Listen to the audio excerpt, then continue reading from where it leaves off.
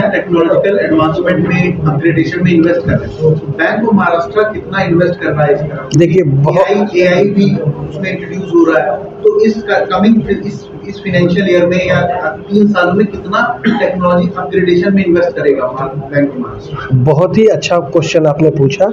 देखिए, आज हम जिस इकोनॉमी के जिस मुकाम पे हम आज खड़े हैं, उस मुकाम पे हमको दो क्लियर चीज़ें दिखती हैं। मैं बैंक ऑफ महाराष्ट्र की जैसे बात कर रहा हूँ, हमको दो चीज़ें क्लियर दिखती हैं। एक तो एक ऐसा भी न्यू एक्स जेन जिसको बोलते हैं, न्यू जनरेशन बोलते हैं, जिनको कि हर चीज़ पाउंड टॉप या मोबाइल पे है चाहिए है।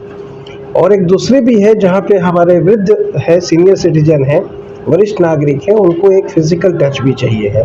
तो बैंक ऑफ महाराष्ट्र में हमारी कोशिश है कि digital bank with in the bank हम चालू करें, और इसके तहत हमारा जो बजट है हमने उसको लगभग 3 गुना बढ़ा दिया है। आईटी का बजट वो कई बार हमने प्रेस मीट, एनालिस्ट मीट में भी हमने बताया हुआ है। लगभग हम इस समय पिछले वर्ष 1100 करोड़ के आसपास का था, इस वर्ष लगभग 1200 करोड़ के आसपास का है, और अगले वर्ष लगभग 1300 करोड़ के आसपास का है। अब चूंकि आपने पूछा कि बैंक ऑफ महाराष्ट्र ये न्यू जेन या न्यू डिजिटल एज के लिए क्या कर रहा है, तो मैं सबसे पहले आपको ये बोलना चाहूँगा कि हम इसको करीब पिछले 1-1.25 साल से हमने एक पूरा सिस्टम को कहते हैं कि जैसे डिजिटल के रूप में अपनाने का कोशिश किया है। हम 3 पिलर पे काम कर रहे हैं। पहला पिलर है डिजिटल जर्नी, तो हम STP ऑलरेडी करीब 5 से 6 बैंक में हैं, और लगभग इसी महीने जुलाई में हम लगभग 6 से 7 जर्नी और चालू करने वाले हैं। तो लगभग हम 25 से 30 जर्नी इस सितंबर की तिमाही में ही ख़त्म करेंगे। और इसके अलावा तो जैसे कहते हैं वीडियो KYC है, एक हमने नया चालू किया ऑनलाइन नॉमिनेशन, तो जिसमें कि आप NESL के थ्रू हमने किया है आधार ऑथेंटिकेशन पे। तो अगर किसी को नॉमिनेशन करना है तो वो बिना शाखा में आए और नॉमिनेशन कर सकता है। इस प्रकार से आपका बैंक ऑफ महाराष्ट्र के बोर्ड ने 62 रोबोटिक प्रोसेस ऑटोमेशन RPA को अप्रूव किया है।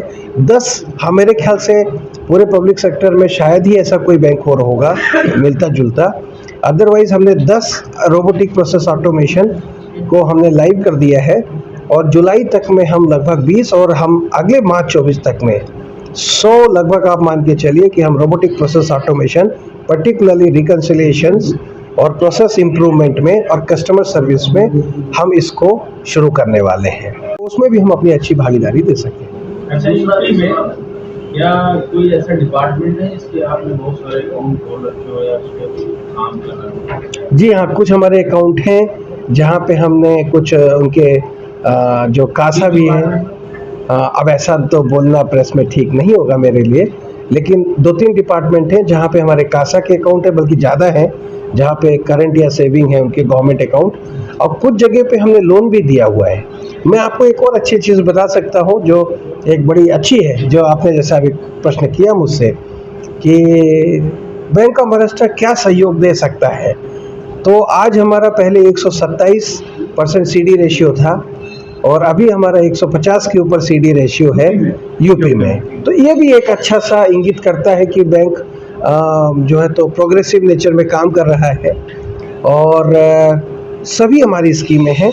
तो मैं तो कई बार अपने जैसे अगर आप देखेंगे कि बैंक ऑफ महाराष्ट्र जो आपका बैंक है, लगभग जो 23-24 पैरामीटर पे कंपैरिजन होता है, ये प्रेस रिलीज़ है, PTI की न्यूज़ है जो मार्केट में कई बार कभी डिस्कशन पे हुई थी। तो लगभग 15-16 पैरामीटर में आपका बैंक जो है तो एक अच्छे नंबर पे रहता है, नंबर 1 पे रहता है।